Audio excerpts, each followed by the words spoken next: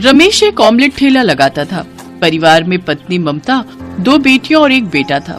कुल मिलाकर वो इतनी कमाई कर लेता था जिससे वो घर का किराया, बिजली, पानी, राशन और परिवार के दूसरे खर्च निकाल लेता था।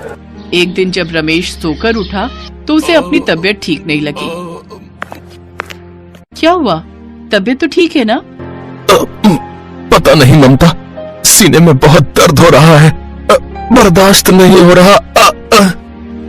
घबराओ नहीं, मैं अभी किसी ऑटो वाले को लेकर आती हूँ। बराबर में डॉक्टर के पास चलते हैं। ममता ऑटो लेकर आती है। वहीं बराबर में एक डॉक्टर का क्लिनिक था। डॉक्टर रमेश का ईसीजी करता है और उसमें कुछ कमियां आती हैं। रमेश, तुम्हारे ईसीजी में गड़बड़ आई है। अभी मैं खून पतला करने और ताकत की दवाई लिखकर दे रहा हूँ। अभी कम से कम 10 से 12 दिन तुम घर पर आराम करो, उसके बाद ही काम पर जाना और बाकी भाग दौड़ वाले काम करो, समझ गए? ज्यादा अपने शरीर से काम लिया तो दिल की बीमारी भी हो सकती है और यकीनन आगे चलकर ये हानिकारक है। बाकी मुझे 5 दिन बाद फिर दिखाना। अगर ज्यादा तबीयत बिगड़ी तो दिल के डॉक्टर को दिखाना पड़ेगा, इसलिए अपनी सेहत का ख्याल रखना और चिंता बिल्कुल नहीं करनी, ठीक है? डॉक्टर रमेश को समझा देता है। ममता घर आने के बाद रमेश को काम के लिए साफ मना कर देती है। सुनो, अब तुम कुछ दिन बिल्कुल काम पर नहीं जाओगे, बस घर पर आराम करोगे।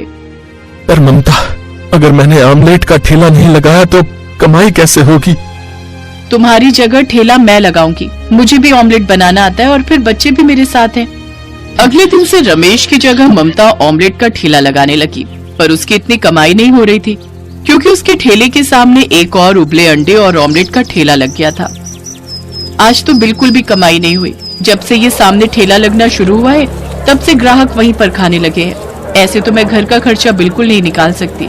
मुझे कोई और उपाय सोचना होगा ताकि मेरी अच्छी कमाई हो सके। आंटी, एक काम करो, तुम ठेला बंदी कर दो।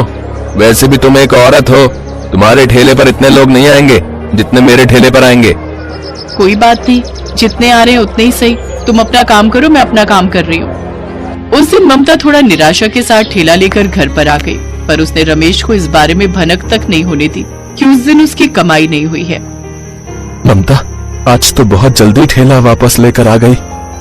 हाँ, वो आज तो एक अंडा भी नहीं बचा, सारे ऑमलेट बन गए, खूब बिक्री हुई। अच्छा, ये तो बहुत अच्छी बात है, तूने ठेला संभाल ही लिया। ममता हल्की सी मुस्कान के साथ मुस्कुरा देती है, पर उसके मन में चिंता थी कि वो कैसे घर का खर्चा निकाले। तभी उसका बेटा रोता हुआ उसके पास आता है। माँ, मुझे पिज्जा खाना है। मेरा दोस्त पिज्जा खा रहा था, उसने मुझे नहीं दिया। अब इस समय मैं पिज्जा कहाँ से लाऊं? नहीं, मुझे पिज्जा खाना है माँ। ममता का बेटा राजू रोए जा रहा था, वो चुप ही नहीं हो रहा था। माँ, मुझे और निशा को आप ऑमलेट बना दो, हम ऑमलेट खा लेंगे। तो ठीक है, मैं तुम सबके लिए ऑमलेट बनाती हूँ। नहीं, मुझे ऑमलेट नहीं, पिज्जा ऑमलेट खाना है। आप मुझे ऑमलेट का पिज्जा बनाकर दो। ऑमलेट का पिज्जा वो कैसे बनाऊंगी? एक बार कोशिश करती हूँ पिज्जा ऑमलेट कैसे बनेगा। ममता कुछ सब्जियां डालकर एक बहुत ही बढ़िया पिज्जा ऑमलेट तैयार करती है। पिज्जा ऑमलेट बच्चों को बहुत पसंद आता है। माँ, ये तो बिल्कुल पिज्जा जैसा ऑमलेट है, पिज्जा ऑमलेट। माँ, अब तो तुम ये अपने ठेले पर भी बना सकती हो। पता है, सबको बहुत अच्छा लगेगा। बहुत टेस्टी बनाया है आपने ये पिज्जा ऑमलेट। अरे ममता, तूने तो ऑमलेट को नया ही बना दिया, बिल्कुल नया तरीका। मैं सोच रही हूँ मैं ये नए तरीके का ऑमलेट यानी पिज्जा ऑमलेट ठेले पर भी बनाऊंगी। मुझे लगता है इससे बिक्री अच्छी होगी। अगले दिन से ममता ने सोच लिया था कि वो अब अपने ठेले पर पिज्जा ऑमलेट बनाना शुरू करेगी। ममता के पिज्जा ऑमलेट बनाने का विचार सही रहा। धीरे धीरे ममता के ठेले पर लोग पिज्जा ऑमलेट खाने के लिए आने लगे। उसका पिज्जा ऑमलेट स्वादिष्ट होने के साथ साथ बहुत स्वास्थ्यवर्धक भी था, क्योंकि उसमें बहुत ही कम तेल होने के साथ साथ ढेर सारी सब्जियों का इस्तेमाल होता था। ममता के ठेले पर लोग आते और गरम गरम पिज्जा ऑमलेट का स्वाद लेते। धीरे धीरे ममता के पिज्जा ऑमलेट की बिक्री बढ़ने लगी। ममता के सामने जो ऑमलेट का ठेला लगा होता था, उसकी जगह वो लड़का पहले ही ऑमलेट ठेला बदलकर चाप और रुमाली रोटी का ठेला लगा चुका था। आंटी, मुझे माफ करना, मैंने एक औरत की ताकत को नहीं पहचाना। आपने ये साबित कर दिया कि अगर एक औरत चाहे तो वो क्या नहीं कर सकती। सॉरी आंटी, मैंने आपको उस दिन बहुत गलत बोला था, पर आपने तो ये पिज्जा ऑमलेट बनाकर ऑमलेट को एक नया रूप दिया है। ये देखकर मुझे बहुत हैरानी भी होती है और खुशी भी। बेटा, मैं भी तुम्हारे काम के लिए दुआ करती हूँ कि तुम्हारा काम भी अच्छा चले। हमेशा याद रखो, ईमानदारी से काम करना, फिर तुम्हें काम में बहुत सफलता मिलेगी। बाकी अब तुमने इतनी तारीफ की है तो ये लो, एक पिज्जा ऑमलेट तुम भी खाओ। Thank you aunty. आंटी बहुत बढ़िया, बहुत ही स्वादिष्ट है ये पिज्जा ऑमलेट। एक दिन एक फूड ब्लॉगर जिसका नाम आनंद था, रेड लाइट पर उसकी नजर ममता के पिज्जा ऑमलेट ठेले पर पड़ी और वो अपनी गाड़ी को साइड करके ममता के पास आया। ये कुछ नया है, पिज्जा ऑमलेट। सुनो रागिनी, और कहीं तो कुछ मिलेगा नहीं, क्या यहीं से कुछ खा लें? हाँ, यहीं से खिला दो ना, बच्चों को बहुत भूख लगी है। काफी देर से सफर पर निकले हुए हैं, घर पहुंचने में भी अभी टाइम लग जाएगा। बहन जी, पिज्जा ऑमलेट ये ट्राई करवाना, क्या चीज है? एक बार खाकर देखते हैं, अच्छा लगेगा तो और प्लेट्स बनवा लेंगे। जी साहब, अभी देती हूँ। आनंद ने जब पिज्जा ऑमलेट ट्राई किया तो उसे बहुत टेस्टी लगा। उसकी वाइफ को, उसके बच्चों को ये नई डिश बहुत पसंद आई। ये तो बहुत ही बढ़िया कमाल की डिश है। आप ये कितने समय से बना रही हैं? कुछ इस बारे में बताइए। मैं फूड ब्लॉगर हूँ और मैं फूड की वीडियोस डालता हूँ। साहब, मैं क्या ही बताऊं, पहले मेरे पति ऑमलेट ठेला लगाते थे, पर उन्हें डॉक्टर ने आराम करने के लिए बोला है। उसके बाद एक दिन जब ये पिज्जा ऑमलेट घर पर बनाया तो सबको अच्छा लगा, तो मैं ठेले पर यही पिज्जा ऑमलेट बनाने लगी। अब तो बस खर्चा निकल आता है, घर का किराया, बिजली पानी, सब जो भी है इसी ठेले से कमाई होती है। ओह, चलिए कोई बात नहीं, दुख सुख तो जीवन में आते ही रहते हैं। मैं आपकी हेल्प कर सकता हूँ ताकि आपकी और अच्छी कमाई हो। मैं आपकी ये रेसिपी लोगों तक पहुंचाना चाहता हूँ। क्या मैं अपनी वाइफ के साथ आपका एक वीडियो बना सकता हूँ? हाँ, बना लीजिए, कोई बात नहीं। हेलो फ्रेंड्स, तो आप सबको मैं बताना चाहूंगा, मैं हूँ ममता जी के पिज्जा ऑमलेट ठेले पर। मुझे मेरी वाइफ और मेरे बच्चों को बहुत जोरों की भूख लग रही थी, तो हमने बस यहाँ पिज्जा ऑमलेट ट्राई किया, तो मुझे लगा कि मैं आप तक ये वीडियो जरूर पहुंचाऊं। आप सभी एक बार ये पिज्जा ऑमलेट जरूर ट्राई कीजिएगा, मुझे तो बहुत बढ़िया लगा है। तो बस तो देर किस बात की है, भूख मिटानी है और वो भी हेल्दी फूड के साथ। तो आइए ममता जी के पिज्जा ऑमलेट ठेले पर। आनंद सोशल मीडिया पर बहुत फेमस था। उसने सोशल मीडिया पर ममता के पिज्जा ऑमलेट ठेले की वीडियो फैला दी। अब तो दूर दूर से लोग उसके पिज्जा ऑमलेट ठेले पर आने लगे। ममता ने अपनी मेहनत और लगन से अपने पिज्जा ऑमलेट को बहुत सफल बिजनेस बना लिया। रमेश अपनी ममता की मेहनत से बहुत खुश था। अब वो दोनों मिलकर एक नए बिजनेस पिज्जा ऑमलेट के बिजनेस को आगे बढ़ाते हैं और अपने बच्चों को फिर से अच्छी शिक्षा देने के लिए स्कूल में भी पढ़ाते हैं। ममता और रमेश दोनों आनंद को बहुत धन्यवाद कहते हैं और भगवान का भी शुक्रिया करते हैं। सरिता अपने बेटे अजय के लिए दोपहर के समय चिकन बिरयानी बनाती है, जिसे खाते ही अजय बहुत तारीफ करता है। वाह माँ, क्या चिकन बिरयानी बनाई है। ऐसा लग रहा है जैसे खाना नहीं, कोई शाही शादी की दावत खा रहा हूँ। आराम से खा, चिकन बिरयानी तुझे इतनी पसंद है ना। मैं तो तेरी शादी में भी तेरे ससुराल वालों से खाने में चिकन बिरयानी रखने को कहूंगी। देख लियो तुम मेरे लल्ला। ओह माँ, क्या आप अभी से शादी और शादी की खाने की बात सोचने लगी? मुझे आराम से बिरयानी खाने दीजिए। अजय संपन्न परिवार का लड़का था। उसके घर में किसी चीज की कोई कमी नहीं थी। वहीं सूरजपुर में रहने वाला कमलेश, जो कि गांव के स्कूल में चौकीदार था, आज उसके घर में उसकी बड़ी बेटी अंजू को देखने के लिए लड़के वाले आए होते हैं। तो बहन जी, क्या ख्याल है आपका इस रिश्ते के बारे में? भाई साहब, आपकी बेटी तो हमें पसंद है। अब कुछ लेन देन की बात हो जाए तो बेहतर है। देखिए बहन जी, मैं भी अपनी बेटी की शादी धूमधाम से करना चाहता हूँ, इसलिए जो मेरी औकात में होगा जरूर करूँगा। भाई साहब, मेरा एक लौता बेटा है, वो भी शहर में नौकरी करता है। यानी आपकी बेटी भी शादी के बाद शहर की मौज लेगी। अब इतना अच्छा दामाद मुफ्त में तो नहीं मिलेगा ना, और ज्यादा कुछ नहीं, एक 4 पहिए की गाड़ी और कुछ नकद दे देना। उर्मिला की बात सुनकर अंजू हैरान रह जाती है और खुद ही इस रिश्ते के लिए मना कर देती है। तो उर्मिला अपने बेटे के साथ वहाँ से गुस्से में चली जाती है। बेटी, ये तूने क्या किया? मुझे उनसे बात तो करने देती।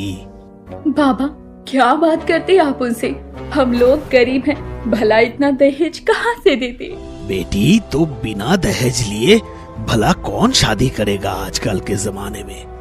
बाबा, मैं ये नहीं जानती, लेकिन आपको दुखी करके मैं शादी के बंधन में नहीं बन सकती। कमलेश की बीवी का कुछ समय पहले ही एक गंभीर बीमारी के चलते स्वर्गवास हो गया था। उसके 2 बच्चे थे, बड़ी बेटी अंजू और छोटा बेटा बंटू। अंजू की उम्र हो चली थी, इसीलिए कमलेश उसके लिए रिश्ते की तलाश कर रहा था। लेकिन गरीबी के चलते लड़के वालों की मांग पूरी करने में कमलेश सक्षम नहीं था, जिसके चलते कहीं भी अंजू का रिश्ता तय नहीं हो पा रहा था। एक रोज कमलेश अपने बच्चों के साथ पड़ोस की एक शादी में जाता है। क्या हुआ बेटी? तू यहाँ अकेले में क्या कर रही है? बाबा, काका ने शादी में अपनी जिंदगी भर की कमाई लगा दी होगी और लोग शादी में इस खाने की बर्बादी कर रहे हैं। बेटी, इन लोगों को क्या मालूम कि कैसे एक गरीब पाई पाई जुगाड़ कर शादी में लगाता है।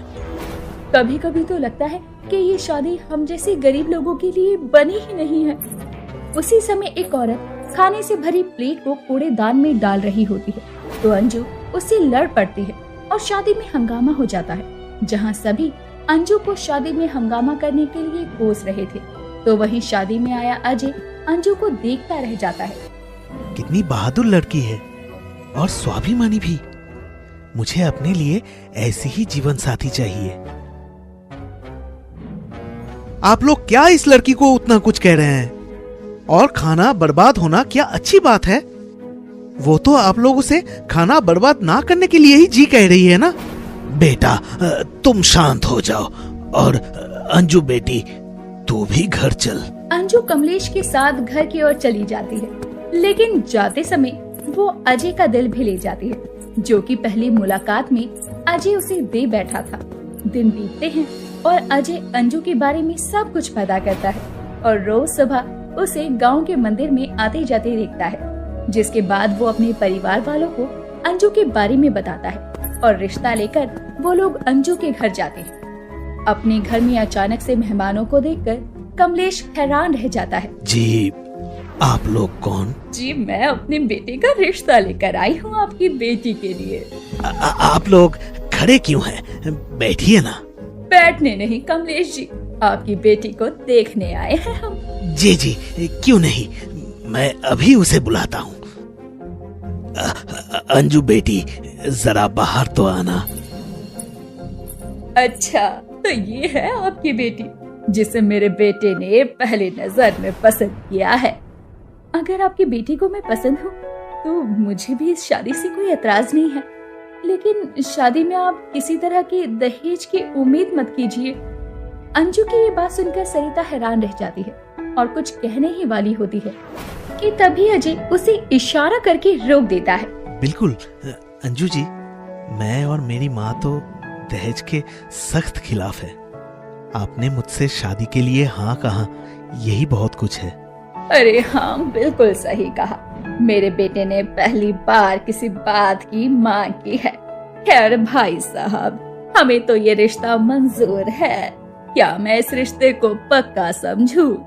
हाँ हाँ बहन जी, जब बच्चों की हाँ है तो आपको और मुझे तो कोई दिक्कत होनी ही नहीं चाहिए। इस तरह अंजू और अजय का रिश्ता पक्का हो जाता है। अब तक दहेज या लेन देन की कोई चर्चा नहीं थी, जिसके कारण कमलेश को कोई चिंता नहीं थी। लेकिन एक रोज स्कूल से घर वो लौट रहा था, तभी उसे रास्ते में सरिता मिल जाती है। बहन जी, आप यहाँ? हाँ भाई साहब, आपसे ही मिलने आई हूँ। वो बात ऐसी है कि आपकी गरीबी को देखकर मैंने आपसे दहेज में एक टूटी कोड़ी तक नहीं मांगी, लेकिन क्या आप अपनी बेटी को ऐसे ही खाली हाथ विदा कर देंगे? नहीं नहीं बहन जी, भले ही मैं गरीब हूँ, लेकिन मुझसे जो बन पाएगा मैं करूँगा। हाँ तो फिर मेरी एक बात तो माननी पड़ेगी। मैं कोई आपसे दहेज नहीं लूंगी, लेकिन खाने में आपको चिकन बिरयानी रखनी होगी। अब लड़के वालों की इतनी मांग को तो पूरा कर सकते हैं ना? चिकन बिरयानी? अरे इतना हैरान क्यों हो रहे हैं? देखिए, हमारे रिश्तेदारों की खातिरदारी के लिए चिकन बिरयानी होनी चाहिए और ये कोई बड़ी बात तो नहीं। सरिता की बात को सुनकर कमलेश हैरान तो था ही, लेकिन दहेज न लेने देने के बदले में कमलेश उसकी ये शर्त मंजूर कर लेता है, लेकिन इस बारे में अंजू को कुछ नहीं बताता। अब समय बीतता है और दोनों तरफ शादी की तैयारियां शुरू हो जाती है और कमलेश भी शादी में चिकन बिरयानी रखने के लिए तैयारी करता है, जिसके लिए वो एक चिकन वाले से बात करता है और चिकन के बढ़े हुए दाम सुनकर उसके पसीने छूट जाते हैं। चिकन तो बहुत महंगा है, इस हिसाब से तो बहुत खर्चा हो जाएगा, लेकिन खर्च के डर से मैं शादी टूटने नहीं दूंगा। कमलेश जैसे तैसे इंतजाम कर देता है। अब शादी का दिन आता है। एक तरफ नाचती गाती बारात आ रही थी तो एक तरफ टेंट में गर्मा गर्म चिकन बिरयानी तैयार हो रही थी, जिसकी खुशबू लोगों की नाक पर चढ़ रही थी। चिकन बिरयानी के लिए लोग कूद पड़ते हैं। मानना पड़ेगा, इतने गरीब है कमलेश जी, फिर भी शादी की दावत में पूरी खीर नहीं, सीधा चिकन बिरयानी रखी है। अरे सही कहा वहीन, ऐसी शादी की दावत तो पहली बार खा रही हूँ गाँव में। मजा ही आ गया। अरे आज तो दबा कर खाऊंगी और पल्लू में बांध कर लेकर भी जाऊंगी, भला ऐसा दोबारा कभी नसीब हो। ये क्या, अभी तो आधी बारातियों ने खाना ही नहीं खाया है। अगर सरिता बहन जी को पता चला तो सबके सामने मेरी क्या इज्जत रह जाएगी। मुझे जल्दी ही कुछ करना होगा। कमलेश तुरंत गांव के सेठ के पास जाता है और उसके हाथ पैर जोड़कर उसे कुछ पैसे उधार लेकर चिकन लेकर आता है और फिर से चिकन बिरयानी बनवाता है। इस तरह शादी विधि विधान के साथ संपन्न होती है, जिसके बाद सभी को चिकन बिरयानी परोसी जाती है। थाली में चिकन बिरयानी देखकर अंजू हैरान हो जाती है। इतनी महंगी चिकन बिरयानी?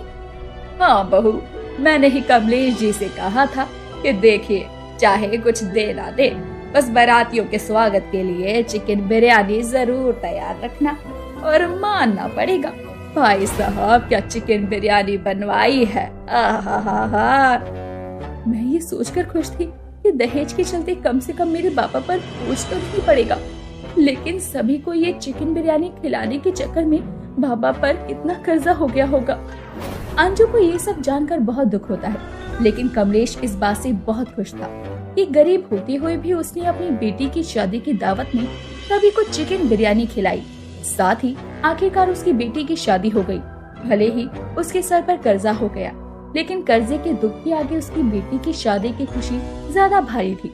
कुछ ही देर में वो नम आंखों से अपनी बेटी को विदाई देता है और इस तरह गरीब की शादी में चिकन बिरयानी की दावत को पूरा गांव याद रखता है।